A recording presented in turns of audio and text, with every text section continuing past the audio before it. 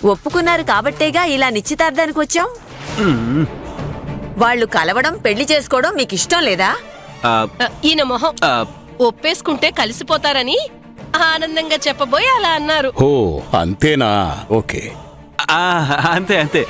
భలే కవర్ చేసావు వాసుకి.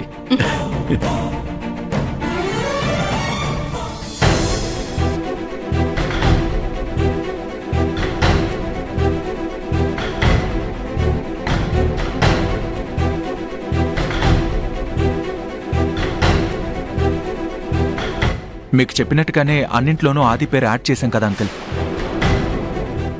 మరెందుకు అంకుల్ నచ్చనట్టు కోపంగా ఉన్నారు? నాకు నిజంగానే నచ్చలేదు అరవింద్.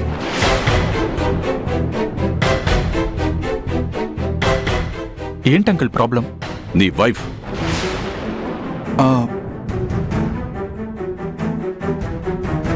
నా వైఫా? ఆది కన్నిట్లో వాటా ఇస్తూ డాక్యుమెంట్స్ రెడీ చేశారు, బానే ఉంది. మరి ప్రాజెక్ట్ ఇన్ఛార్జిగా నీ వైఫ్ని ఎందుకు చేర్చావు? అంటే అరవింద్, ఈ ప్రాజెక్ట్ మీద మనం చాలా ఎక్కువ మనీ ఇన్వెస్ట్ చేశాం. నీ భార్యకి ఫీల్డ్లో అసలు అనుభవమే లేదు. నీ వైఫ్ని ప్రాజెక్ట్ ఇన్ఛార్జిగా జాయిన్ చేసే ముందు పార్ట్నర్గా నాకొక్క మాట కూడా చెప్పకుండా నువ్వు సొంతంగా ఎలా నిర్ణయాలు తీసుకుంటావు అరవింద్? అదేంటి అంకుల్, ఇది నా డ్రీమ్ ప్రాజెక్ట్.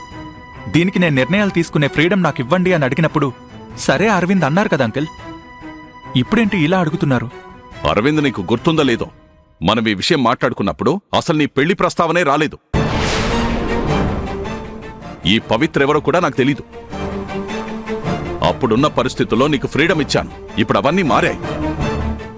ఆ రోజు ఇచ్చిన మాటను పట్టుకుని నాకొక్క మాట కూడా చెప్పకుండా నువ్వు ఎలా నిర్ణయం తీసుకుంటావు?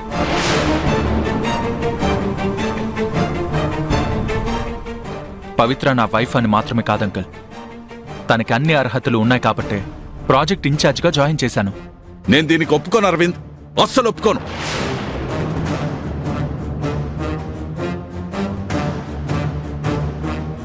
అలా అంటే ఏంటి రాజశేఖర్? తను కూడా మన ఫ్యామిలీ మెంబరే కదా. మన ఫ్యామిలీ మెంబర్ కాదు, నీ ఫ్యామిలీ మెంబర్ అని చెప్పు.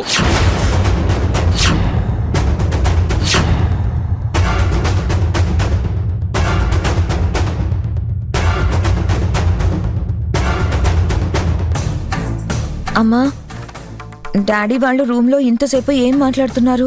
తెలీదు సంజన. నేను పిలవడానికి వెళ్తే కోపంతో నన్నే వెళ్ళిపోమన్నారు. కోపంగా వెళ్ళిపోమన్నారా? ఎందుకమ్మా డాడీ ఇలా చేస్తున్నారు? అంకుల్ వాళ్ళతో ఏమైనా గొడవ పడుతున్నారో లేదంటే ఏమైనా ప్రాబ్లం క్రియేట్ చేస్తున్నారో నేను వెళ్ళి చూసొస్తాను. వద్దు సంజన, కాస్త ఓపిక పట్టు. మీ నాన్నే వచ్చేస్తారులే. లేదమ్మా, నేను కారణం ఏంటో తెలుసుకోవాలి. పవి, పద వెళ్దాం. అయ్యో వద్దు సంజు, నేను రావడం బాగుండదు. ఏం పర్లేదు, పదవే. అది కాదు సంజు, నా మాట విను. వాళ్ళు పర్సనల్గా మాట్లాడుకుంటుంటే నేనొస్తే ఏం బాగుంటుంది చెప్పు? రమ్మంటున్నాను కదా. లేదు సంజు, పద. అది కాదు సంజు. సంజు, సంజు. చూడు రాజశేఖర్, నువ్వు మాట్లాడేది ఆస్తి మీద ఆశతో కాదని నాకు తెలుసు. నీ జీవితంలో నీకు జరిగిన అన్యాయం నీ కూతురు కూడా జరుగుతుందేమోనని నువ్వు భయపడుతున్నావేమోనని నాకు అర్థమైంది. రే, మన స్నేహం మీద నమ్మకం ఉంచరా. నీకు నా మీద కూడా నమ్మకం లేదా? నేను అనుకున్నట్టుగా అరవింద్ సంజనాల పెళ్లి ఎప్పుడైతే జరగలేదో అప్పుడే నమ్మకం అనే దాని మీద నమ్మకం పోయింది. అంకుల్, పెళ్ళయ్యాక సంజనని కూడా మా ప్రాజెక్ట్లో జాయిన్ చేసుకుందామని అనుకుంటున్నాం. జాయిన్ చేసుకుని ఏం చేస్తారు? ఇంట్లో వస్తువును చూసినట్టే సంజనాన్ని కూడా చూస్తారా? రాజశేఖర్, ఏది మాట్లాడినా దానికి ఎదురు తిరిగే సమాధానం చెప్తే ఎలా? ఫస్ట్ ఆఫ్ ఆల్ నీకేం కావాలి? నేను చెప్పేది ఒక్కటే, బిజినెస్ అయినా ఇంటి విషయాలైనా ఎంత ముఖ్యమైన విషయాలైనా మీరు సంజనాతో డిస్కస్ చేయాలి. తన డెసిషనే ఫైనల్ అవ్వాలి. అన్నిట్లోనూ సంజనాది మాత్రమే పై చేయి ఉండాలి.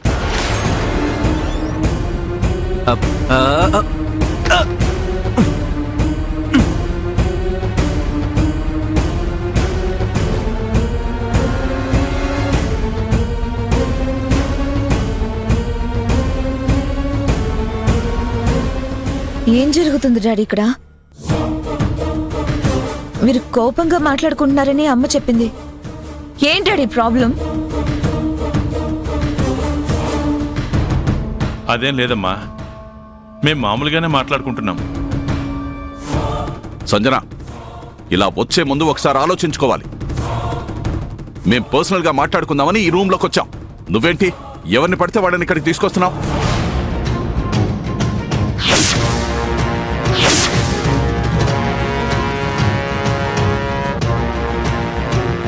నేను రాననే చెప్పాను అంకుల్, కానీ సంజనని బలవంతంగా తీసుకొచ్చింది. తీసుకొస్తే వచ్చేస్తావా? నువ్వన్నిట్లో కావాలని చనువు తీసుకుంటున్నావు. ఇప్పుడు కూడా మేమేం మాట్లాడుకుంటున్నామో వినాలనే ఇంటెన్షన్తోనే ఇక్కడికి వచ్చాం.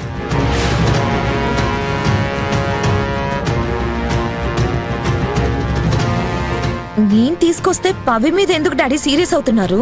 సంజన, నీకేం తెలీదు, నువ్వు నోరు మూసుకో.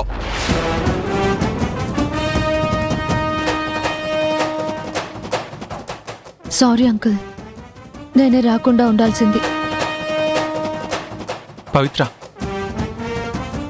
అదేం లేదు, మేము మామూలుగానే మాట్లాడుకుంటున్నాం. సంజన, వెంటనే ఇక్కడి నుంచి వెళ్ళండి. అమ్మ సంజన, ముందు మీరు వెళ్ళండి, తర్వాత మేము వస్తాం. వెళ్ళండి. సరే అంకుల్, పద పవి.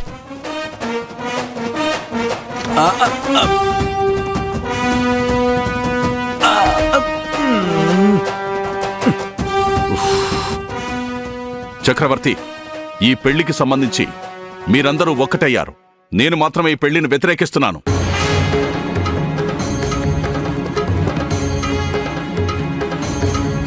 నేను వెనకడుగు వేయను. నా కూతురు భవిష్యత్తు నాకు ముఖ్యం. ప్రస్తుతానికి పెళ్లి ఆలోచన వాయిదా వేయండి.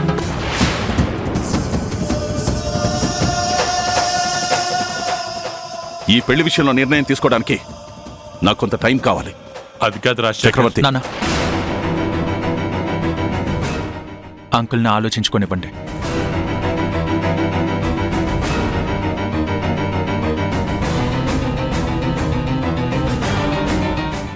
సరే అంకుల్, మీరు ఆలోచించుకుని మీ డెసిషన్ చెప్పండి.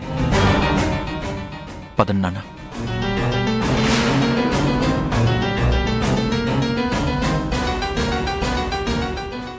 పవిత్ర విషయంలో అరవింద్ తీసుకున్న నిర్ణయం వెనక్కి తీసుకోడు కాబట్టి సంజన విషయంలో కూడా అనుకున్నది జరగాలంటే నేను వేసిన ప్లాన్ ఖచ్చితంగా అమలు చేసి తీరాలి.